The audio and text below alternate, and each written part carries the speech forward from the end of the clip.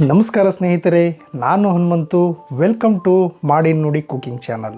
ಪ್ರೀತಿಯ ಮಿತ್ರರೇ, ಇವತ್ತೊಂದು ಒಳ್ಳೆ ರೆಸಿಪಿಯೊಂದಿಗೆ ಬಂದಿದ್ದೀನಿ. ಅದು ತುಂಬಾ ಸಿಂಪಲ್ ಆಗಿರುತ್ತೆ, ತುಂಬಾ ಅದ್ಭುತ ರುಚಿಯೊಂದಿಗೆ ಹೊರಬರುವಂತಹ ಗೀ ರೈಸನ್ನು ಯಾವ ರೀತಿ ಮಾಡೋದು ಅಂತ ನಿಮಗೆ ಈ ವಿಡಿಯೋದಲ್ಲಿ ತೋರಿಸ್ಕೊಡ್ತಾ ಇದ್ದೀನಿ ಸ್ನೇಹಿತರೆ. ಬನ್ನಿ ಸ್ನೇಹಿತರೆ, ಅದಕ್ಕೆ ಬೇಕಾಗುವಂತಹ ಇಂಗ್ರೀಡಿಯೆಂಟ್ಸ್ಗಳು ಯಾವ್ಯಾವು ಅಂತ ಒಮ್ಮೆ ನೋಡ್ಕೊಂಡು ಬರೋಣ. ಬನ್ನಿ. ಗೀ ರೈಸಿಗೆ ಒಂದು 2 ಇಂಚು ಅಷ್ಟು ಚಕ್ಕೆ ತೊಗೊಂಡಿದ್ದೀನಿ, ಹಾಗೆ 3 ಪಲಾವ್ ಎಲೆ ತೊಗೊಂಡಿದ್ದೀನಿ, ಒಂದು 8ರಿಂದ 10 ಪೀಸು ಲವಂಗ ತೊಗೊಂಡಿದ್ದೀನಿ, ಹಾಗೆ ಒಂದು 8ರಿಂದ 9 ಪೀಸು ಏಲಕ್ಕಿ ತೊಗೊಂಡಿದ್ದೀನಿ ಸ್ನೇಹಿತರೆ. ಹಾಗೆಯೇ ರುಚಿಗೆ ತಕ್ಕಷ್ಟು ಉಪ್ಪು, ಒಂದು ಸ್ವಲ್ಪ ಗೋಡಂಬೆ, ಒಂದು 3 ಟೇಬಲ್ ಸ್ಪೂನಷ್ಟು ತುಪ್ಪ, ಒಂದು 4 ಟೇಬಲ್ ಸ್ಪೂನಷ್ಟು ಎಣ್ಣೆ, ಒಂದು 2 ಟೇಬಲ್ ಸ್ಪೂನಷ್ಟು ಜಿಂಜರ್ ಗಾರ್ಲಿಕ್ ಪೇಸ್ಟು, ಹಾಗೆಯೇ ಈ ಲೋಟದಲ್ಲಿ ಸ್ವಲ್ಪ ಹಾಲನ್ನು ತಗೊಂಡಿದ್ದೀನಿ, ಒಂದು 5 ಮೀಡಿಯಂ ಸೈಜ್ ಇರತಕ್ಕಂಥ ಈರುಳ್ಳಿಯನ್ನು ಈ ರೀತಿ ಉದ್ದುದ್ದಾಗಿ ಕಟ್ ಮಾಡಿಟ್ಕೊಂಡಿದ್ದೀನಿ, ಹಾಗೆ ಒಂದು 6 ಮೆಣಸಿಕಾಯಿನ ಈ ರೀತಿ ಉದ್ದುದ್ದಾಗಿ ಕಟ್ ಮಾಡಿಟ್ಕೊಂಡಿದ್ದೀನಿ, ಸ್ವಲ್ಪ ಕೊತ್ತಂಬರಿ ಮತ್ತು ಸ್ವಲ್ಪ ಪುದೀನ. ಹಾಗೆ ಇಲ್ಲಿ ಸ್ನೇಹಿತರೆ ಬಾಸುಮತಿ ರೈಸನ್ನು ತಗೊಂಡಿದ್ದೀನಿ. ಈ ಲೋಟದಲ್ಲಿ ಸ್ನೇಹಿತರೆ 2 ಲೋಟನ ಬಾಸುಮತಿ ರೈಸನ್ನು ತಗೊಂಡಿದ್ದೀನಿ. ಇಲ್ಲಿ ಇಷ್ಟೆಲ್ಲ ಐಟಮ್ಸನ್ನು ಯೂಸ್ ಮಾಡಿಕೊಂಡು ರುಚಿಕರವಾದಂತಹ ಗೀ ರೈಸನ್ನು, ಅದು ಸ್ಪೆಷಲ್ ಗೀ ರೈಸನ್ನು ಯಾವ ರೀತಿ ಮಾಡೋದು ಅಂತ ನಿಮಗೆ ತೋರಿಸ್ಕೊಡ್ತೇನೆ ಸ್ನೇಹಿತರೆ. ಈ ವಿಧಾನದೊಂದಿಗೆ ಮಾಡಿ ಅದ್ಭುತ ರುಚಿಯೊಂದಿಗೆ ಹೊರಬರುತ್ತೆ. ವಿಡಿಯೋನ ದಯವಿಟ್ಟು ಕೊನೆವರೆಗೂ ನೋಡಿ. ಈ ಗೀ ರೈಸನ್ನು ನೀವು ಇಷ್ಟಪಟ್ಟೇ ಪಡ್ತೀರಾ. ಯಾವ ರೀತಿ ಮಾಡೋದು ಅಂತ ನೋಡೋಣ ಬನ್ನಿ. ಮೊದಲು ಗ್ಯಾಸನ್ನು ಆನ್ ಮಾಡ್ಕೊಳ್ಳಿ. ಆನ್ ಮಾಡಿಕೊಂಡು 5 ಲೀಟ್ರ್ ಕುಕ್ಕರನ್ನು ಈ ರೀತಿ ಇಟ್ಟಿದ್ದೀನಿ ಸ್ನೇಹಿತರೆ. 5 ಲೀಟ್ರ್ ಕುಕ್ಕರು. ಸೊ ನಾನಿವಾಗ ಅಡಿಗೆ ಮಾಡ್ತಾ ಇರೋದು ಟೋಟಲ್ ಆಗಿ 6 ಜನಕ್ಕೋಸ್ಕರ, ಹಾಗಾಗಿ 5 ಲೀಟ್ರ್ ಕುಕ್ಕರ್ನ ತಗೊಂಡಿದ್ದೀನಿ. ಕುಕ್ಕರ್ ಸ್ವಲ್ಪ ಬಿಸಿ ಆದ ನಂತರ ನೀವು ಮೊದಲಿಗೆ ಒಂದು 4 ಟೇಬಲ್ ಸ್ಪೂನ್ ಅಷ್ಟು ಎಣ್ಣೆಯನ್ನ ಈ ಕುಕ್ಕರ್ ಒಳಗಡೆ ಹಾಕಿ, ಜೊತೆಗೆ ಮರಳಾಗಿರ್ತಕ್ಕಂತಹ ತುಪ್ಪ ಸ್ನೇಹಿತರೆ, ಇದು ಮನೆಯಲ್ಲೇ ಮಾಡಿರ್ತಕ್ಕಂಥದ್ದು 2 ಟೇಬಲ್ ಸ್ಪೂನ್ ಅಷ್ಟು ತುಪ್ಪನ ನಾನು ಇದಕ್ಕೆ ಹಾಕ್ತಾ ಇದ್ದೀನಿ ಇವಾಗ. ಸೊ ಗೀ ರೈಸ್ ಹೆಸರಲ್ಲೇ ಇದೆ, ಗೀ ರೈಸ್ ಅಂದರೆ ತುಪ್ಪದ ಅನ್ನ ಅಂತ ಹೇಳ್ಬಿಟ್ಟು. ಸೊ ಹಾಗಾಗಿ ತುಪ್ಪ ನೀವು ಹೆಚ್ಚಾಗಿ ಯೂಸ್ ಮಾಡಿದಷ್ಟು ಗೀ ರೈಸು ಚೆನ್ನಾಗಿ ಬರುತ್ತೆ ಅಂತ ಹೇಳ್ಬೋದು. ತುಪ್ಪ ಹಾಗೂ ಎಣ್ಣೆ ಸ್ವಲ್ಪ ಬಿಸಿ ಆದ ನಂತರ, ತುಪ್ಪ ಕರಗಿದ ನಂತರ ಮೊದಲಿಗೆ ಒಂದು 6 ಈ ರೀತಿ ಉದ್ದಾಗಿರ್ತಕ್ಕಂಥ ಹಸಿರು ಮೆಣಸನ್ನು ನಾನು ಇದಕ್ಕೆ ಹಾಕ್ತಾ ಇದ್ದೀನಿ. ಹಾಕಿ ಒಂದ್ಸರಿ ನೀಟಾಗಿ ಮಿಕ್ಸ್ ಮಾಡ್ಕೊಳ್ಳಿ.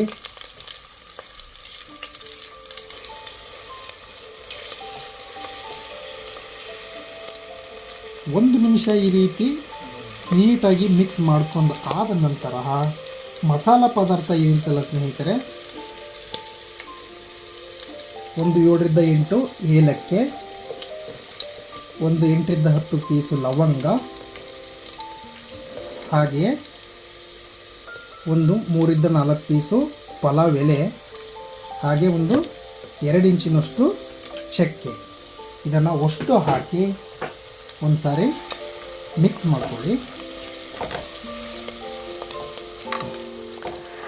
ಏನಿಲ್ಲ ಸ್ನೇಹಿತರೆ, ಒಂದು 2 ನಿಮಿಷ ಈ ರೀತಿ ನೀಟಾಗಿ ಮಿಕ್ಸ್ ಮಾಡಿಬಿಟ್ರೆ ಈ ಎಲ್ಲ ಮಸಾಲ ಪದಾರ್ಥನ ನಾವೀಗ ಹಾಕಿರೋದ್ರಿಂದ ಒಂದು ಒಳ್ಳೆ ಸ್ಮೆಲ್ ಹೊರಗಡೆ ಬರ್ತಾ ಇರುತ್ತೆ.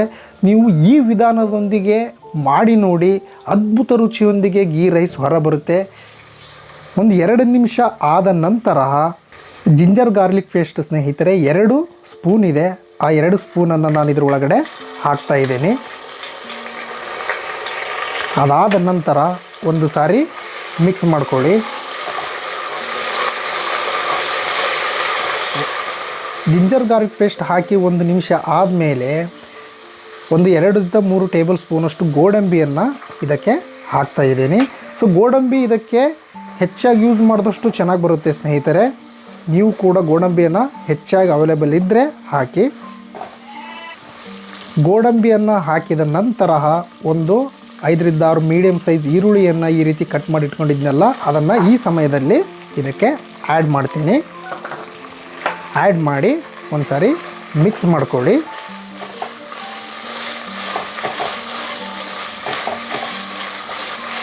ಇದು ಈರುಳ್ಳಿ ಸ್ವಲ್ಪ ಹಸಿ ವಾಸನೆ ಹೋಗೋವರೆಗೂ ಕೂಡ, ಅಂದರೆ ಸ್ವಲ್ಪ ಬೇಯೋವರೆಗೂ ಕೂಡ ನೀವೇನು ಮಾಡಬೇಕು, ಈ ರೀತಿ ಫ್ರೈ ಮಾಡ್ತಾ ಮಾಡ್ತಾ ಬನ್ನಿ, ಮಿಕ್ಸ್ ಮಾಡ್ತಾ ಮಾಡ್ತಾ ಒಂದು 3 ನಿಮಿಷ ಈ ರೀತಿ ಈರುಳ್ಳಿ ಫ್ರೈ ಆದ ಮೇಲೆ ನೀವು ಇದಕ್ಕೆ 1 ಕಪ್ ಹಾಲನ್ನು ಈ ರೀತಿ ಸೇರಿಸಬೇಕಾಗುತ್ತೆ.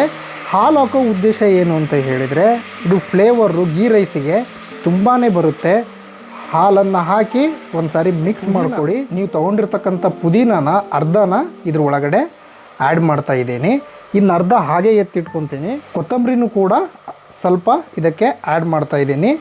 ಲಾಸ್ಟಿಗೆ ನಾವು ರೈಸನ್ನು ಸೇರಿಸ್ಬೇಕಾದ್ರೆ ಇನ್ನು ಅರ್ಧ ಯೂಸ್ ಆಗುತ್ತೆ. ಸ್ವಲ್ಪ ಪುದೀನ ಸ್ವಲ್ಪ ಕೊತ್ತಂಬರಿಯನ್ನು ಹಾಕಿ ಈ ರೀತಿ ನೀಟಾಗಿ ಮಿಕ್ಸ್ ಮಾಡ್ಕೊತಾ ಇದ್ದೀನಿ. ಒಂದು 3-4 ನಿಮಿಷ ಈ ರೀತಿ ನಾವು ಫ್ರೈ ಮಾಡ್ತಾ ಬರಬೇಕು. ಒಂದು 3 ನಿಮಿಷ ಈ ರೀತಿ ನೀವು ಫ್ರೈ ಆದ ಮೇಲೆ ರುಚಿಗೆ ತಕ್ಕಷ್ಟು ಉಪ್ಪನ್ನು ಈ ಸಮಯದಲ್ಲೇ ನಾನು ಆ್ಯಡ್ ಮಾಡ್ತಾ ಇದ್ದೀನಿ ಸ್ನೇಹಿತರೆ. ಉಪ್ಪನ್ನು ಸ್ವಲ್ಪ ನೀವು ರುಚಿಗೆ ತಕ್ಕಷ್ಟು ನೋಡಿ ಹಾಕ್ಕೊಳ್ಳಿ. ಉಪ್ಪನ್ನು ಹಾಕಿದ ಮೇಲೆ ಒಂದು ಸಾರಿ ನೀಟಾಗಿ ಮಿಕ್ಸ್ ಮಾಡ್ಕೊಳ್ಳಿ. ಈ ರೀತಿ ಮಿಕ್ಸ್ ಆದ ನಂತರ ಈ ಗ್ಲಾಸಲ್ಲಿ ನಾನು 2 ಗ್ಲಾಸ್ ಬಾಸುಮತಿ ರೈಸನ್ನು ತೊಗೊಂಡಿದ್ದೀನಿ. ಹಾಗಾಗಿ ಈ ಗ್ಲಾಸಲ್ಲಿ 4 ಗ್ಲಾಸ್ ನೀರನ್ನು ನಾನು ಇದಕ್ಕೆ ಆ್ಯಡ್ ಮಾಡ್ತಾ ಇದ್ದೀನಿ. ಇವಾಗ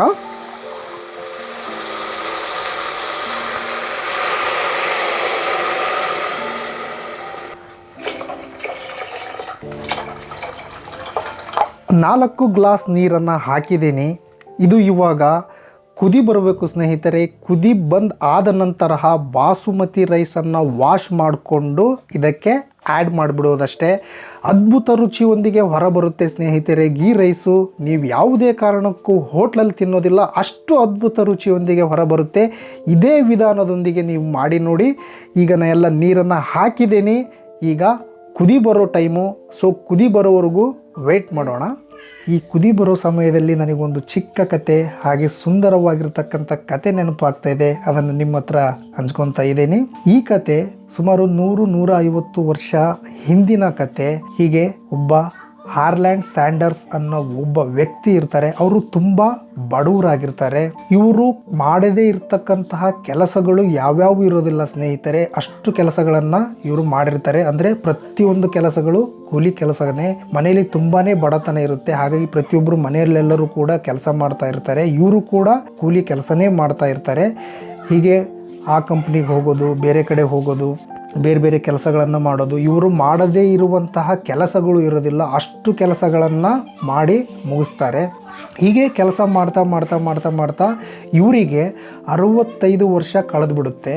ಸೊ 65 ವರ್ಷ ಕಳೆದಾದ ನಂತರನೂ ಕೂಡ ಇವರು ಮನೆಯಲ್ಲಿ ಇನ್ನೂ ತುಂಬ ಬಡತನ ಇರೋದ್ರಿಂದ ಇವರು ಮತ್ತೆ ಏನು ಮಾಡ್ತಾರೆ, ಕೆಲಸಕ್ಕೆ ಹೋಗಬೇಕು, ಇಲ್ಲಾಂದರೆ ಜೀವನ ನಡೆಯಲ್ಲ ಅಂತ ಹೇಳ್ಬಿಟ್ಟು ಬೇರೆ ಬೇರೆ ಹತ್ರ ಕೆಲಸಗಳನ್ನು ಕೇಳೋಕ್ಕೆ ಹೋಗ್ತಾರೆ.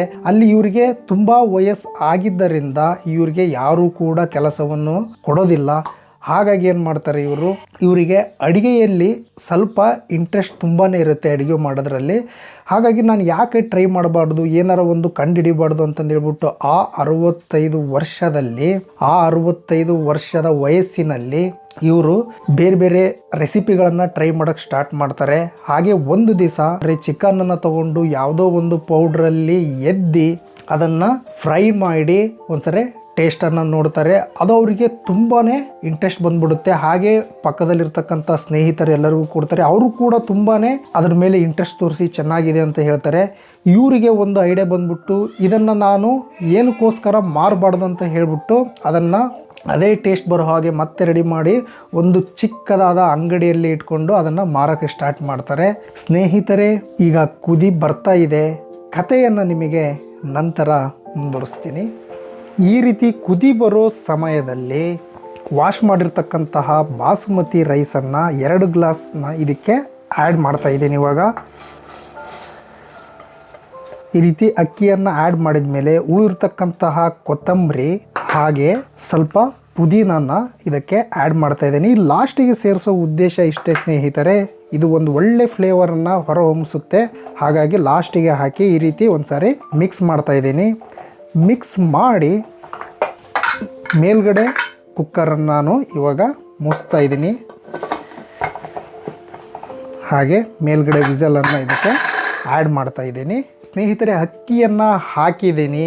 ಸೊ ಇವಾಗ ಕುಕ್ಕರನ್ನು ವಿಸಲ್ ಕೂಡ ಹಾಕಿದ್ದೀನಿ. ಎರಡು ವಿಸಲ್ ಬಂದರೆ ಸಾಕು, ಅದ್ಭುತ ರುಚಿಯೊಂದಿಗೆ ಹೊರಬರುವಂತಹ ಗೀ ರೈಸ್ ರೆಡಿ ಆಗುತ್ತೆ. ಅದು ಯಾವ ರೀತಿ ಇದೆ ಅಂತ ನೀವೇ ನೋಡುವಂತ್ರಿ. ಸೊ ಅಲ್ಲಿವರೆಗೂ ಈ ಅರ್ಧದಲ್ಲಿ ಬಿಟ್ಟಿರ್ತಕ್ಕಂತಹ ಕಥೆಯನ್ನು ನಾನಿವಾಗ ಮುಂದುವರಿಸ್ತಾ ಇದ್ದೀನಿ. ಹೀಗೆ ಅದನ್ನು ಜನರು ತುಂಬಾ ಇಷ್ಟಪಟ್ಟು ಬಿಡ್ತಾರೆ ಸ್ನೇಹಿತರೆ. ಅಂದರೆ ಇವರಿಗೆ ಮಾಡಿ ಕೊಡೋದಕ್ಕೂ ಕೂಡ ಆಗ್ತಿರಲ್ಲ, ಅಷ್ಟು ಜನ ಅದನ್ನು ಇಷ್ಟಪಡ್ತಾ ಇರ್ತಾರೆ. ಇವ್ರು ಹಾಗೆ ಬರ್ತಾ ಅಲ್ಲಿ ಬ್ರಾಂಚು, ಬೇರೆ ಕಡೆ ಬ್ರಾಂಚು, ಫ್ರಾಂಚೈಸಿಗಳು ಹಾಗೆ ಹೀಗೆ ಅಂತಂದು ಹೇಳ್ಬಿಟ್ಟು ತುಂಬಾ ಫ್ರಾಂಚೈಸಿಗಳನ್ನು ಮಾಡ್ತಾರೆ. ಅದು ಈಗಲೂ ಕೂಡ ದೊಡ್ಡ ಮಾಲ್ಗಳಲ್ಲಿ, ದೊಡ್ಡ ಸಿಟಿಗಳಲ್ಲೂ ಕೂಡ ಇದೆ. ಅದು KFC, ಕೆಂಟಕ್ ಫ್ರೈಡ್ ಚಿಕನ್. ಹೌದು ಸ್ನೇಹಿತರೆ, ಒಬ್ಬ ವ್ಯಕ್ತಿ 65 ವರ್ಷದ ನಂತರ ಬಿಲಿಯನರ್ ಆಗಿ ಸಾಯುವಂತಹ ವ್ಯಕ್ತಿ ಆಗಿರ್ತಾರೆ. ಅಂದರೆ ಏನಾದರೂ ಒಂದು ಸಾಧನೆ ಮಾಡಲೇಬೇಕು ಅಂತ ಹೇಳ್ಬಿಟ್ಟು ಗುರಿ ಇಟ್ಕೊಂಡು ದೊಡ್ಡ ಕಂಪ್ನಿಯಾಗಿ ಬೆಳೆಸ್ತಾರೆ. ಇವಾಗಲೂ ಕೂಡ KFC, ಕೆಂಟಕ್ ಫ್ರೈಡ್ ಚಿಕನ್ ಏನಿದೆ ಅಲ್ಲ, ಇದು ತುಂಬಾನೇ ಫ್ರಾಂಚೈಸಿಗಳಿದಾವೆ. ಹೌದು ಸ್ನೇಹಿತರೆ, ಸಾಧನೆ ಮಾಡೋಕ್ಕೆ ವಯಸ್ಸು ಮುಖ್ಯ ಅಲ್ಲ, ಯಾವ ವಯಸ್ಸಿನಲ್ಲಾದರೂ ಮಾಡ್ಬೋದು. ಬಟ್ ಮಾಡಬೇಕು ಅನ್ನೋ ಮನಸ್ಥಿತಿಯನ್ನು ನಾವು ಮೊದಲನೇದಾಗಿ ಮನದಲ್ಲಿ ಇಟ್ಕೋಬೇಕಾಗುತ್ತೆ. ಕತೆ ಇಷ್ಟ ಅಂತ ಆಗಿದೆ ಅಂತ ಅಂದ್ಕೊಂಡಿದ್ದೀನಿ ಸ್ನೇಹಿತರೆ. ನಾವು ಮಾಡಿರ್ತಕ್ಕಂಥ ರೆಸಿಪಿ ಕೂಡ ಅಷ್ಟೇ ಇಷ್ಟವಾಗಿರುತ್ತೆ. ಹೇಗಿದೆ ಬನ್ನಿ ನೋಡೋಣ. ಗೀ ರೈಸ್ 2 ವಿಸಲ್ ಬಂದಾದಮೇಲೆ ಒಂದು 10 ನಿಮಿಷ ಕುಕ್ಕರನ್ನು ಹಾಗೆ ಬಿಡಿ. ಎಲ್ಲ ಸ್ಟೀಮು ಹೊರಗಡೆ ಹೋಗಿದೆನಾ ಅಂತ ಹೇಳ್ಬಿಟ್ಟು ಕನ್ಫರ್ಮ್ ಮಾಡ್ಕೊಳ್ಳಿ. ಹಾಗೆ ಕುಕ್ಕರ್ ಮೇಲ್ಗಡೆ ಇರ್ತಕ್ಕಂಥ ಮುಚ್ಚಳನ ಓಪನ್ ಮಾಡ್ಕೊಳ್ಳಿ. ವಾವ್, ಅದ್ಭುತ ರುಚಿಯೊಂದಿಗೆ ಹೊರ ಬಂದಿರತಕ್ಕಂತಹ ಗೀ ರೈಸು ತುಂಬಾ ಚೆನ್ನಾಗಿ ಕಾಣ್ತಾ ಇದೆ ಸ್ನೇಹಿತರೆ. ನೋಡಿ ಎಷ್ಟು ಅದ್ಭುತ ರುಚಿಯೊಂದಿಗೆ ಬಂದಿದೆ. ಇದನ್ನು ಒಂದು ಸಾರಿ ನೀಟಾಗಿ ಮಿಕ್ಸ್ ಮಾಡ್ಕೊಳ್ಳಿ. ಮಿಕ್ಸ್ ಮಾಡಿಕೊಂಡು ಸರ್ವಿಂಗ್ ಬೌಲಿಗೆ ಹಾಕಿ ಸರ್ವ್ ಮಾಡಿಬಿಟ್ರೆ ರುಚಿಕರವಾದಂತಹ ಗೀ ರೈಸು ರೆಡಿ ಆಗಿದೆ. ಬನ್ನಿ ಸ್ನೇಹಿತರೆ, ಇದನ್ನು ಇವಾಗ ನಾನು ಒಂದು ಸರ್ವಿಂಗ್ ಬೌಲಿಗೆ ಸರ್ವ್ ಮಾಡ್ತಾ ಇದ್ದೀನಿ. ಎಷ್ಟು ಚೆನ್ನಾಗಿ ಬಂದಿದೆ ನೋಡಿ. ಇವಾಗ ಒಂದು ಸರ್ವಿಂಗ್ ಬೌಲಿಗೆ ಸರ್ವ್ ಮಾಡ್ತಾ ಇದ್ದೀನಿ. ಇದು ಒಂಥರ ಸ್ಪೆಷಲ್ ಗೀ ರೈಸ್ ಸ್ನೇಹಿತರೆ. ನೀವು ಈ ರೀತಿ ಒಂದಿಗೆ ಮನೆಯಲ್ಲಿ ಮಾಡಿ ನೋಡಿ, ಅದ್ಭುತ ರುಚಿಯೊಂದಿಗೆ ಹೊರಬರುತ್ತೆ. ನೀವು ಯಾವುದೇ ಕಾರಣಕ್ಕೂ ಹೋಟ್ಲಲ್ಲಿ ತಿನ್ನೋದಿಲ್ಲ, ಅಷ್ಟು ರುಚಿಕರವಾದಂತಹ ಗೀ ರೈಸ್ ಇದಾಗುತ್ತೆ. ಇದೇ ವಿಧಾನದೊಂದಿಗೆ ಒಂದು ಸಾರಿ ನೀವು ಮನೆಯಲ್ಲಿ ಮಾಡಿ ನೋಡಿ. ಇವಾಗ ಒಂದು ಸರ್ವಿಂಗ್ ಬೌಲಿಗೆ ಸರ್ವ್ ಮಾಡ್ಕೊಂಡಿದ್ದೀನಿ. ರುಚಿಕರವಾದಂತಹ ಗೀ ರೈಸ್ ರೆಡಿ ಆಗಿದೆ ಸ್ನೇಹಿತರೆ. ಈ ವಿಧಾನದೊಂದಿಗೆ ನೀವು ಮನೆಯಲ್ಲಿ ಮಾಡಿ ನೋಡಿ, ನೀವು ಯಾವುದೇ ಕಾರಣಕ್ಕೂ ಹೋಟ್ಲಿಗೆ ಹೋಗೋದಿಲ್ಲ, ಅಷ್ಟು ಅದ್ಭುತ ರುಚಿಯೊಂದಿಗೆ ಹೊರ ಬರುತ್ತೆ. ಇಷ್ಟೇ ಐಟಮ್ಸನ್ನು ಯೂಸ್ ಮಾಡಿಕೊಂಡು ಇದೇ ಪ್ರೊಸೀಜರ್ನೊಂದಿಗೆ ಒಮ್ಮೆ ನಿಮ್ಮ ಮನೆಯಲ್ಲಿ ಮಾಡಿ ನೋಡಿ. ಈ ಗೀ ರೈಸ್ ನಿಮಗೆ ಇಷ್ಟ ಆದರೆ ಕಮೆಂಟ್ ಹಾಕೋದನ್ನು ದಯವಿಟ್ಟು ಮರಿಬೇಡಿ. ಹಾಗೆಯೇ ನಮ್ಮೆಲ್ಲ ಸ್ನೇಹಿತರಿಗೂ ಕೂಡ ನೀವು ಈ ವಿಡಿಯೋನ ಶೇರ್ ಮಾಡಿ, ಲೈಕ್ ಮಾಡಿ. ಇದೇ ರೀತಿ ಒಂದು ಒಳ್ಳೆ ಅದ್ಭುತ ರುಚಿಯೊಂದಿಗೆ ಬರುವಂತಹ ಒಂದು ಒಳ್ಳೆ ರೆಸಿಪಿಯೊಂದಿಗೆ ಮತ್ತೆ ಸಿಗ್ತೀನಿ ಸ್ನೇಹಿತರೆ. ಅಲ್ಲಿವರೆಗೂ ನಿಮಗೆ ನಮಸ್ಕಾರ.